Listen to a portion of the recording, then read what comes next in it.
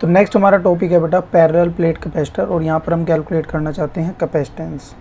तो it consist of two metallic plate P and Q. तो हमारे पास एक है बेटा प्लेट पी और सेकंड हमारे पास क्या है, प्लेट क्यू।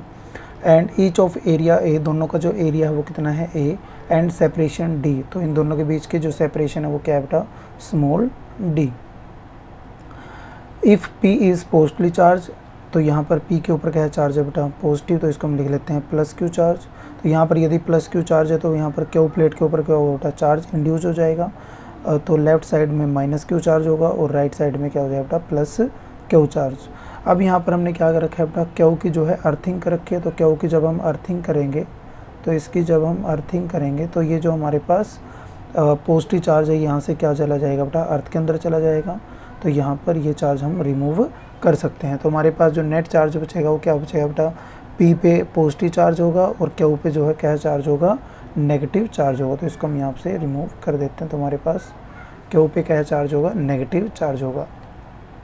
तो यहाँ पर यदि हम बात करते हैं बेटा चार्ज डेंसिटी की, तो यहाँ पर सरफेस चार्ज डेंसिटी जो होगी इसको हम लिख देते हैं बेटा सिग्मा, और ये किसके इक्वल होगी बेटा, क्यू बाय एरिया क्या है बेटा ए, और इसकी भी जो चार्ज डेंसिटी होगी वो किसके इक्वल होगी बेटा, क्यू बाय ए। अब यहाँ पर इसके सेंटर पे यदि हम इलेक्ट्रिक फील्ड की बात करें तो इलेक्ट्रिक फील्ड कितना होगा बेटा, यहाँ पर इलेक्ट्रिक फील्ड होगा हमारे पास सिग्मा बाय एप्सिलॉन नोट। तो यहाँ पर ये क्या होगा, इलेक्ट्रिक फील्ड। तो हम यहाँ पर क्या कैलकुलेट करना चाहते हैं बेटा, हम कैलकुलेट करना चाहते हैं कैपेसिटेंस, और कैपेसिटेंस का फॉर्मूला क्या होता था बेटा, C is equal to Q by V. तो यहाँ पे हमें क्या निकालना है बेटा, पोटेंशियल। तो यदि हम पोटेंशियल की बात करें तो पोटेंशियल किसके इक्वल होता है, potential is equal to E into D. तो यहाँ पर ये फॉर्मूला होता है बेटा, ये फॉर्मूला कहाँ से आया, हमारे पास एक फॉर्मूला होता है dV is equal to minus E dot D R. तो यहाँ से ये फॉर्मूला हमने किया है, यहाँ से हम मैग्नीट्यूड हम निकालेंगे। तो यदि हम छोटे छोटे पार्ट्स में पोटेंशियल को ऐड करेंगे तो हमारे पास वो नेट पोटेंशियल आ जाएगा, और एक किसके इक्वल होगा बेटा, V is equal to E dot D के इक्वल। तो यहाँ से हमारे पास जो पोटेंशियल आएगा वो किसके इक्वल होगा बेटा, E की वैल्यू हम यहाँ पे पुट करेंगे, किसके इक्वल होती है बेटा, sigma by epsilon naught into D. अब यहाँ पर जो सिग्मा है वो किसके इक्वल होता है बेटा, चार्ज पर यूनिट एरिया। तो ये किसके इक्वल होगा, charge by area into epsilon naught into D. तो यहाँ पर हम क्या करेंगे बेटा, V की वैल्यू हम यहाँ से पुट कर देंगे किसके अंदर, कैपेसिटेंस के फॉर्मूले में। तो यहाँ पर हमारे पास जो कैपेसिटेंस आएगा वो कितना आ जाएगा बेटा, क्यू बाय वी की जहाँ वैल्यू पुट कर देंगे Q by A epsilon naught into D. तो इसको सोल्व करेंगे तो यहाँ क्यू से क्यू क्या हो जाएगा बेटा, कैंसिल आउट। तो हमारे पास जो फॉर्मूला आएगा वो क्या आ जाएगा बेटा, epsilon naught A by D.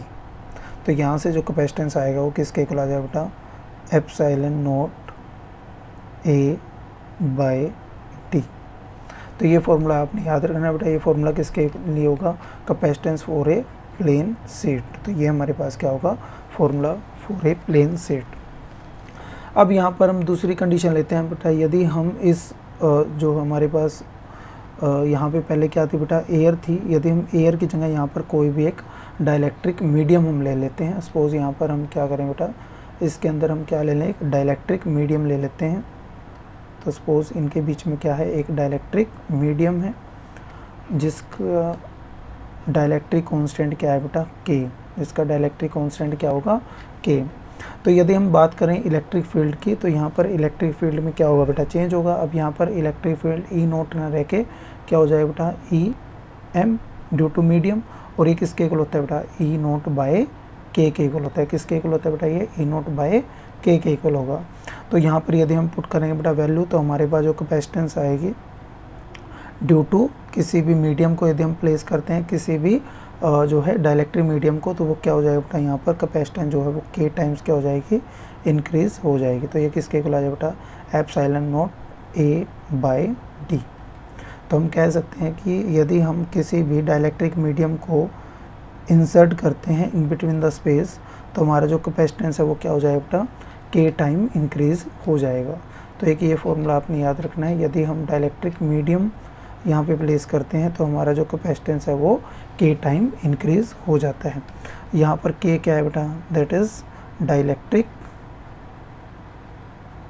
Constant. क्या ये डाइलेक्ट्रिक कांस्टेंट।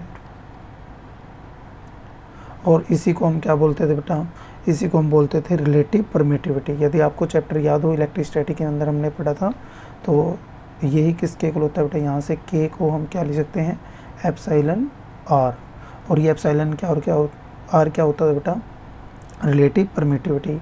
और यदि इसको रिफाइन करें तो हम इसको क्या लिख सकते हैं बेटा, epsilon of medium by epsilon not, ये भी इसी का फॉर्मूला है।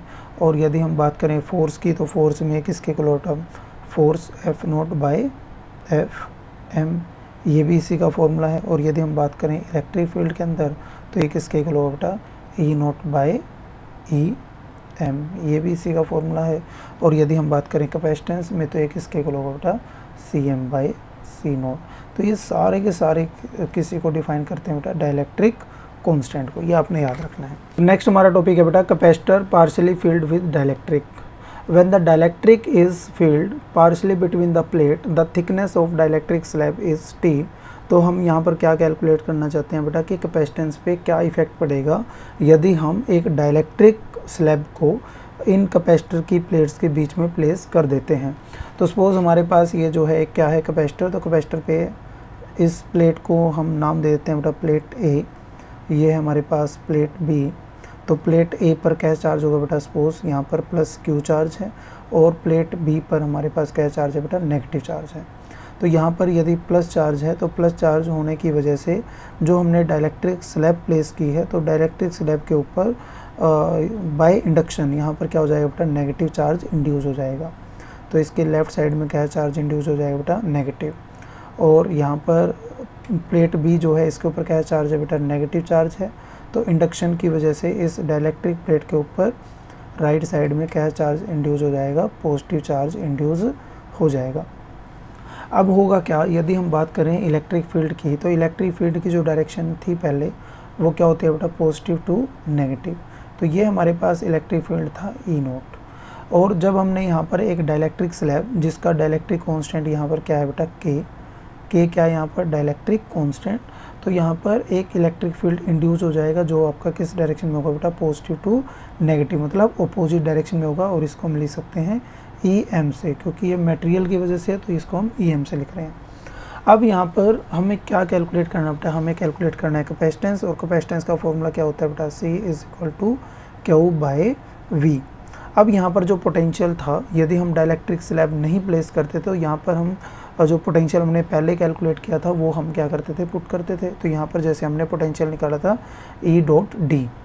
लेकिन अब यहाँ पर क्या होगा, क्योंकि हमने यहाँ पर डाइलेक्ट्रिक स्लैब प्लेस कर दिया, तो इलेक्ट्रिक फील्ड क्या होगा बेटा, हमारा अपोजिट डायरेक्शन में भी इंड्यूस हो जाएगा। तो यहाँ पर जो पोटेंशियल होगा वो किसके इक्वल होगा बेटा, potential is equal to E naught. और ई नोट जो है कितने डिस्टेंस में है बेटा, देखो यहाँ पर ये जो डाइलेक्ट्रिक स्लैब है इसकी थिकनेस कितनी देर की है, स्मॉल टी।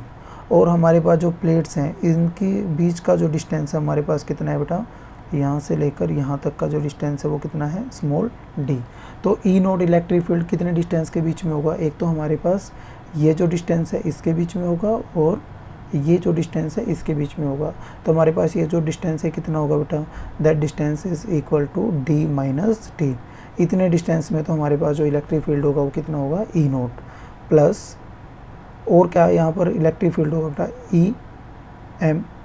और ये कितने डिस्टेंस के अंदर होगा बेटा, ये सिर्फ टी डिस्टेंस के अंदर जो है ये इलेक्ट्रिक फील्ड होगा। अब यहाँ पर ये हमारे पास क्या है बेटा, नेट पोटेंशियल।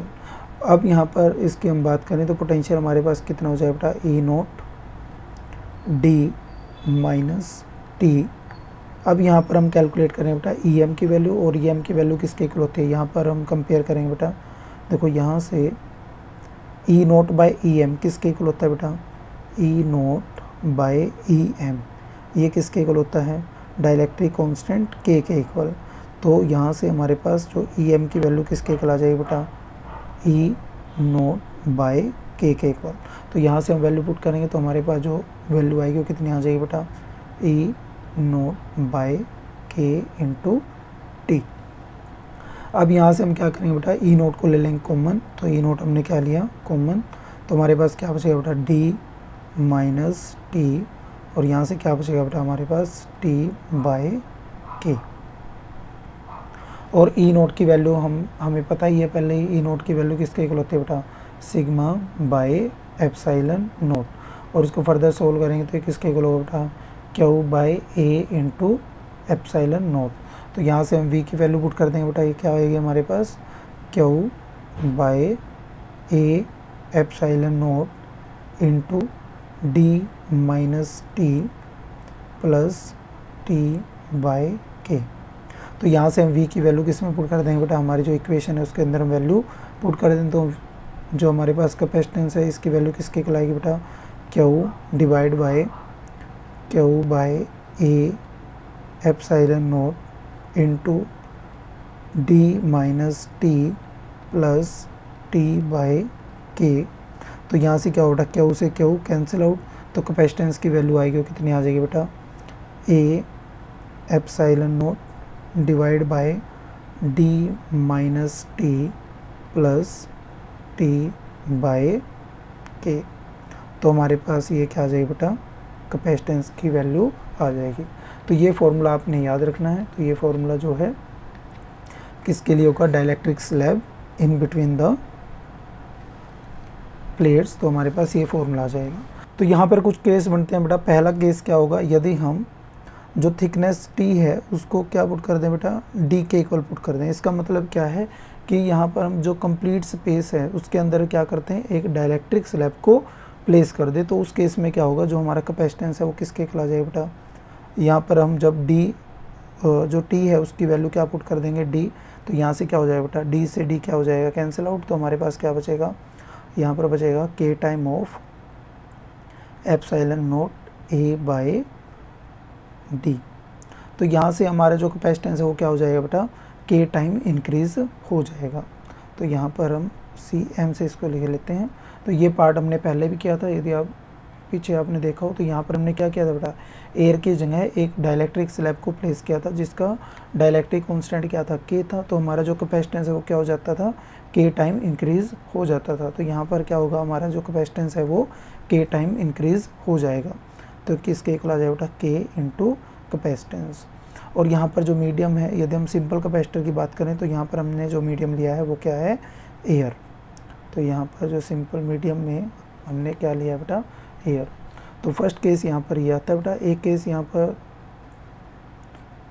सेकंड केस हमारे पास बन सकता है बेटा यदि हम यहाँ पर मेटल प्लेस कर दें, कोई भी कंडक्टिंग मेटल को प्लेस कर दें। तो मेटल के लिए के की वैल्यू क्या होती है बेटा इन्फिनिटी, के की वैल्यू क्या होती है इन्फिनिटी। तो यहाँ पर टी बाय इन्फिनिटी ये तो क्या हो जाएगा हमारे पास ये जो टर्म है ये हमारे पास क्या हो जाएगा बेटा ज़ीरो। तो हमारे पास जो कैपेसिटेंस आएगा सी एम ये किसके इक्वल आएगा बेटा A epsilon naught divide by D minus T. तो ये दो केस आपने याद रखने हैं।